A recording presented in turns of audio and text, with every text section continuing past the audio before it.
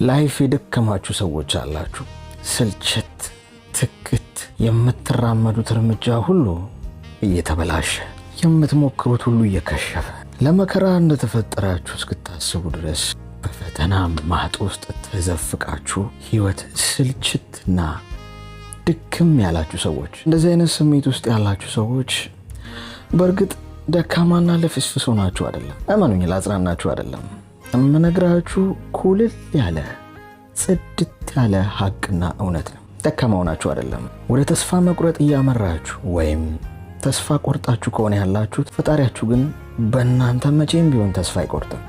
መቼም ፈጣሪ ፈጥሮኝ እያለ በእጁ ሰርቶኝ እያለ መከራዬን እያየ እንዴት ዝም ይላል? በፈተና እየማቀቅኩ በጭንቀት እየተጠበስኩ በጣም ከባድ ጊዜና ክፉ ቀን እያሳለፍኩ እያየ እንዴት ይጨክንብኛል ብላችሁ እያሰባችሁም ሊሆን ይችላል። ግን ነገሩ እንደዛ አይደለም። የሚመካ ሁሉ በፈጣሪው እንዲመካ ግድ ነው። በገንዘብህ፣ በዝናህ፣ ባለ ጡንቻ፣ ባለ ክብር፣ የትኛውም በህይወት ውስጥ ባሉ ነገሮች እንድትመካ አያስፈልግም። መመኪያ አንድ ፈጣሪ ብቻ ነው። ጉልበትና ኃይል የአንድ ፈጣሪ ብቻ ነው። ከሱ ውጪ ጉልበተኛ ሊሆንና መመኪያ ልትሆኑበት የሚገባ ምንም ነገር የለም።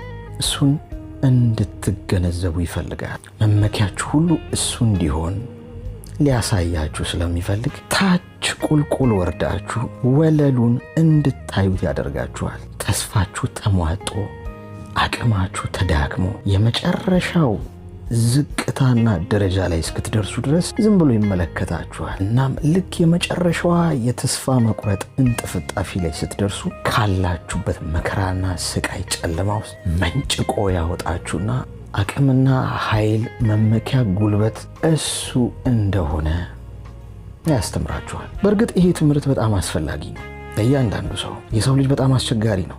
ትንሽ አቅም፣ ትንሽ ጉልበት፣ ትንሽ ገንዘብ ሲያገኝ ከሱ በላይ ማንም የሌለ ይመስለዋል። ፈጣሪ እንዳለ ጭምር ይረሳዋል እና ሰዎችን ይበድላል። ልቡ በትዕቢት ያብጣል። በክፋት በኃጢአትና በጥፋት መንገድ ውስጥ ይመላለሳል። የሰው ልጅ በጣም ከባድ ፍጡር ነው። ስለዚህ ፈጣሪያችሁ በዚህ ሰዓት ዝም ያላችሁ፣ እየተሰቃያችሁ ከባድ ጊዜ እያሳለፋችሁ የተዋችሁ የመሰላችሁ ትቷችሁ አይደለም። እሱ የሚመጣበት የራሱ ጊዜ አለው። ከእናንተ የሚጠበቀው ተስፋ ባለመቁረጥ ውስጥ በትዕግስት በጽናት መጠበቅ ብቻ እና ህይወት አስጠልቷችሁ መሞት ፈልጋችሁ ድክምክም ብሏችሁ ክንዳችሁ ዝሎ ኢቭን መሞት ፈልጋችሁ እንኳን ቢሆን በዚህ ሰዓት እንዳታደርጉት።